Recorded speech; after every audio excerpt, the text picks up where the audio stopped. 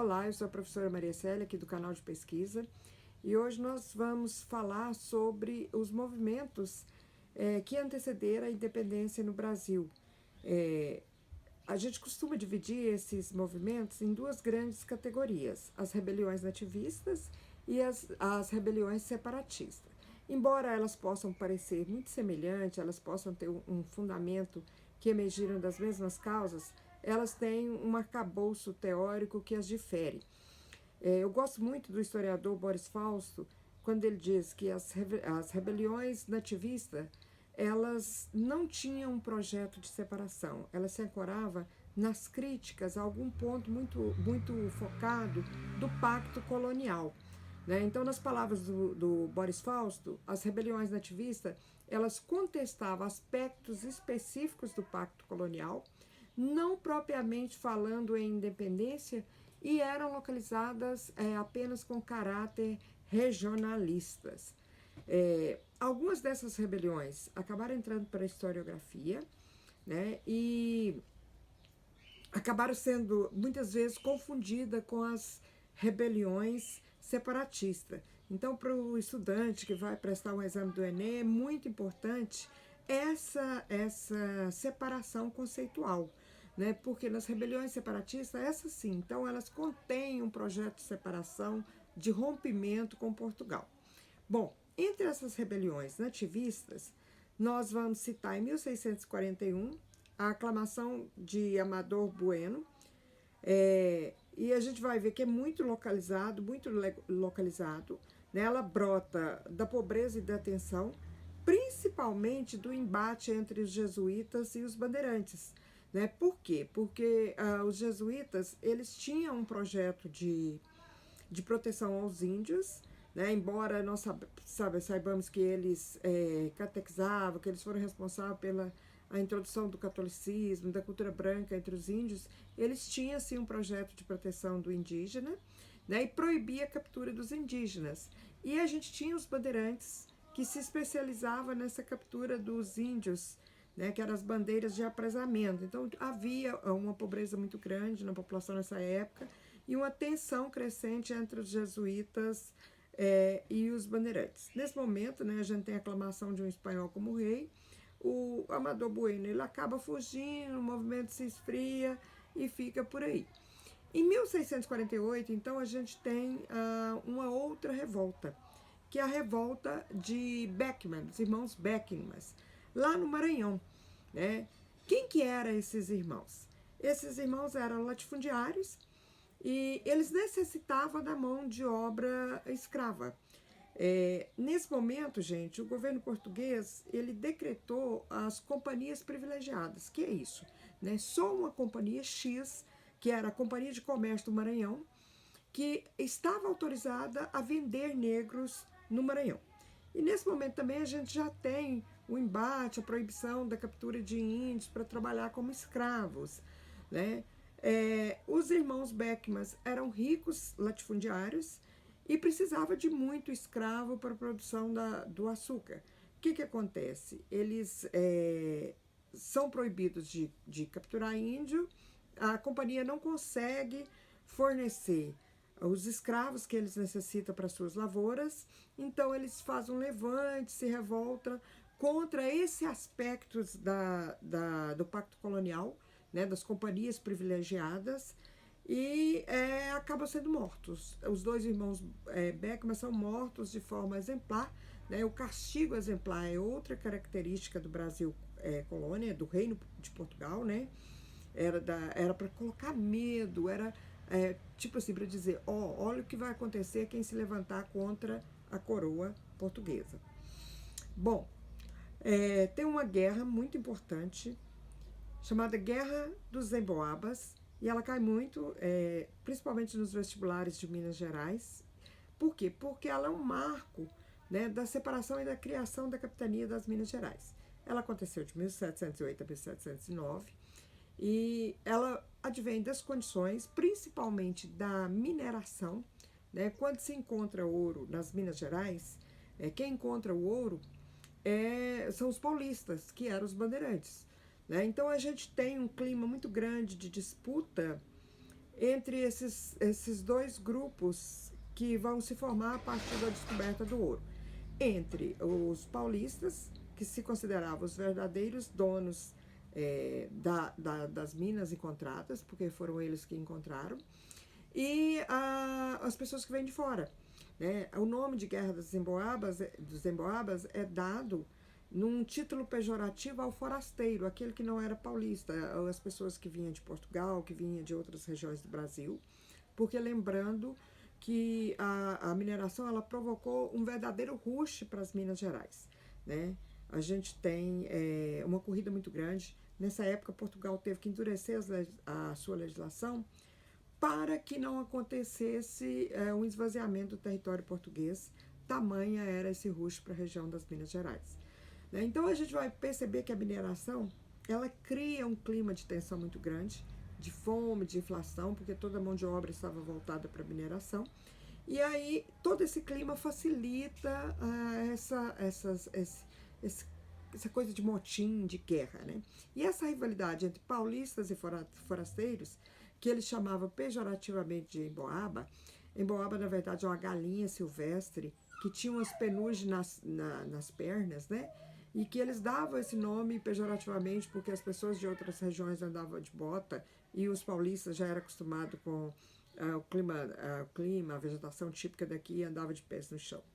Né? Então a gente tem esse embate, é uma luta que durou apenas 8 dias, né? E começa quando um paulista mata um dos emboabas. Então, a coroa portuguesa negocia, diz que vai dar a anistia para todo mundo, né? E os paulistas acabam se entregando, né?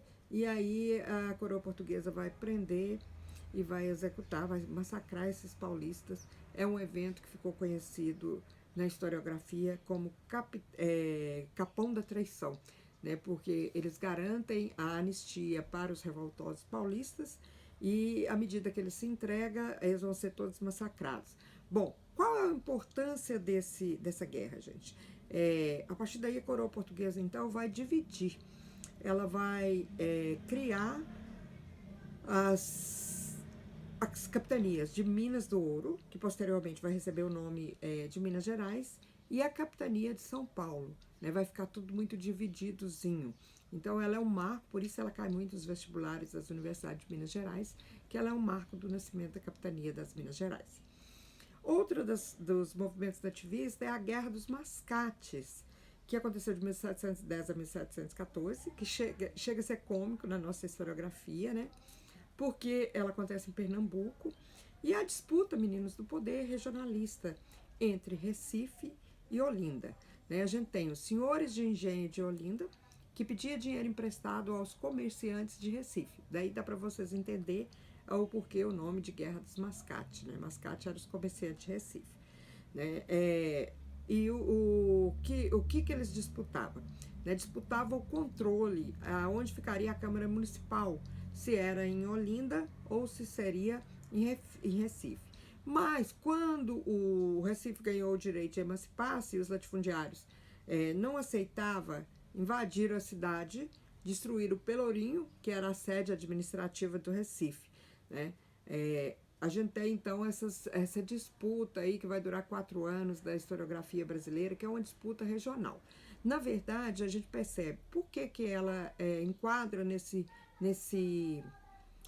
exemplo, né, de rebeliões nativistas e não de rebeliões separatistas. Porque você não tem um projeto de separação, você tem uma disputa política local de quem vai liderar, de quem vai ser sede da capitania, né, ser Olinda, ser Recife. Bom, outra dessas revoltas nativistas que acontece em Vila Rica, né, em 1720, que é a revolta da sedição de Felipe de Santos. Quem era Felipe de Santos? Felipe de Santos era um rico mineiro, né? E ele se revolta contra a decisão do Conde de Assumar, que era o governador da província de Minas. Que decisão era essa? Era a decisão de abrir as tais casas de fundição em Vila Rica. Por quê, gente? Porque a partir desse momento, então, o minerador seria obrigado a levar todo o seu ouro para ser fundido e transformado em barrinhas, com a cunhagem do símbolo da coroa real portuguesa, só assim esse ouro podia circular na colônia. E para ser fundido e transformado nessas barrinhas, já era cobrado o quinto. Então a coroa vai estabelecer, né, vai estabelecer através do Conde do Açumara e governador de Minas, essa cobrança obrigatória, compulsória do quinto do ouro. Né? O Filipe dos Santos era um minerador e ele vai se declarar contra, né, vai convocar os outros mineradores para uma sedição de Vila Rica, que era a capital das minas do ouro. Vão ser também massacrados, né, para servir de exemplo. Aí o conceito que o Boris Fausto chama de castigo exemplar. Bom, para falar das rebeliões separatistas, a gente precisa primeiro localizar a era pombalina. Né? A atuação do Marquês de Pombal ela foi decisiva para isso. Né? O Marquês de Pombal ele assume, né, o poder e ele vai fazer algumas mudanças. Primeiro, ele vai mudar a capital para o Rio de Janeiro, vai incentivar as manufaturas na colônia, a tecelagem, a metalurgia, as refinarias de açúcar, né, porque ele era um iluminista era um iluminista, um déspota esclarecido, era um ilustrado, um iluminista. Ele acreditava no liberalismo, e tanto que o Marquês de Pombal é uma figura muito importante em Portugal, né? Você tem vários monumentos, várias coisas homenageando o Marquês de Pombal, porque ele é responsável pela embeleza,ção pela reconstrução de Lisboa depois do terremoto, pela a beleza de Lisboa. Mas para o Brasil ele era muito linha dura. Né? Então a gente vai ver que ele vai criar o imposto da derrama. Né? O que era a derrama? Ele fez um decreto que estabelecia que se a captação de ouro não fosse paga, seria decretado então um pagamento confiscado, né? Um pagamento, uma cobrança que se chamaria derrama. Né? E isso causou muita revolta, esse tipo desse imposto que acabava sendo cobrado de forma violenta, agressiva a todos os moradores das vilas mineradoras. Né? Isso foi o motivo que levou às nossas próprias, o nosso próximo assunto, que são as revoltas separatistas. E entre essas revoltas separatistas, nós vamos destacar 3. A primeira delas é a Inconfidência Mineira. Né? A Inconfidência Mineira a gente vê claramente que é um movimento emancipacionista. Muita gente acaba confundindo ela com a revolta do Filipe dos Santos. Ela é muito parecida. Né? O fundamento que tinha o Filipe dos Santos tem também na Inconfidência Mineira. Só que o Filipe dos Santos ele só se revoltou contra o quinto. A Inconfidência, os Inconfidentes não. Os Inconfidentes a gente vê claramente que eles têm um plano separatista, que eles são separatistas. Quem são esses Inconfidentes? Eles são filhos da elite de Vila Rica. Né? São pessoas que estudaram na Europa e aí tomaram contato, estudaram as filosofias iluministas que estavam muito em voga na Europa. Né? Esse povo lia Montesquieu, Rousseau, D'Alembert, Diderot, né? Esses filósofos iluministas. E a gente tem aqui em Minas Gerais uma influência muito direta da independência dos Estados Unidos. A independência dos Estados Unidos aconteceu momentos antes da Inconfidência Mineira. Né? Por que isso aconteceu, gente? As minas vinham dando sinais de esgotamento. Né? E a gente não tem, a coroa portuguesa não aceita, não percebe, não entende isso. Né? Então, a coroa portuguesa, ela vai aumentar a fiscalização. Né? O Marquês de Pombal vai... a gente já colocou aí da derrama, né? O Marquês de Pombal e o Conde de Açumar em Minas vai decretar as derramas. Então, meninos, era formado por um grupo de escritores, padres, advogados, médicos, era um movimento elitista. Né? Eles ficam sabendo que o Visconde de Barbacena vai decretar a derrama, e aí eles se organizam para fazer uma revolução nesse dia da derrama, porque aí eles contariam com o apoio popular, já que a derrama era violenta, era agressiva. Nesse dia a população com certeza ficaria do lado dos Inconfidentes, né? E pegaria em armas contra as tropas portuguesas. Só que a gente tem um traidor no meio do grupo.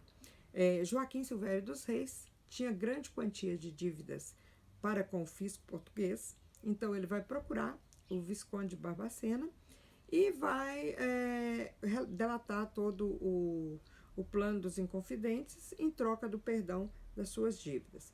O que aconteceu, gente? O governador suspende a derrama, os Inconfidentes vão ficar sozinhos, sem nenhum apoio, né? E eles vão ser presos, vão ser julgados, né? Moral da história, só o Tiradentes, que era o menos rico da turma, vai ser condenado à morte, né? Vai ser enforcado no Rio de Janeiro e os pedaços vão ser colocados na estrada Rio de Janeiro a Vila Rica e a cabeça fica exposta em Vila Rica, como todo mundo sabe, né? Por que a gente sabe que eles eram separatistas? Porque esses Inconfidentes, eles tinham propostas claras, eles tinham um projeto, né? Pela a devassa, que é o processo que se instaurou contra eles, pelos depoimentos dessa devassa, a gente percebe que eles tinham uma proposta clara. O que continha nessa proposta dos Inconfidentes? Primeiro, Minas Gerais se tornaria uma república independente e teria como capital São João del Rei. Segundo, o exército seria substituído por milícias populares. Eles tinham também uma proposta de exploração de ferro, que era proibida, né? Eles pretendiam explorar um produto que Minas Gerais tem com riqueza, né? Que é a exploração do ferro. Parte desse grupo, meninas, chegava a ser favorável a uma monarquia com poderes limitados, né? Baseado lá em John Locke, na Inglaterra. O distrito diamantino seria aberto para a industrialização liberada, porque nessa época o distrito diamantino era a área mais fechada da colônia, né? A Júnior Furtado da UFMG chega a usar o termo que é a área mais colonial da colônia, porque tudo era pelo monopólio. E eles tinham proposta de criar hospitais, escolas, e tem quem sabe, talvez um dia, abolir a escravidão, né? Não havia um projeto de abolição de escravidão imediato. Então a gente diz que é um movimento elitista, é um movimento ilustrado, baseado na filosofia iluminista, inspirado pela independência dos Estados Unidos, mas é um movimento de arcabouço teórico, ele nunca saiu do papel, né? Porque o grupo foi traído e foi preso antes mesmo que se deflagrasse o movimento. Bom, a outra Inconfidência ou Conjuração é a baiana, né? Então a primeira característica, ela é emancipacionista, né? E ela é muito mais democrática. Você tem negros, você tem pardos, você tem índios participando, você tem pessoas, comerciantes, pessoas de mais baixa condição social. E ela encontra um terreno fértil, que é Salvador, que está mergulhado, né?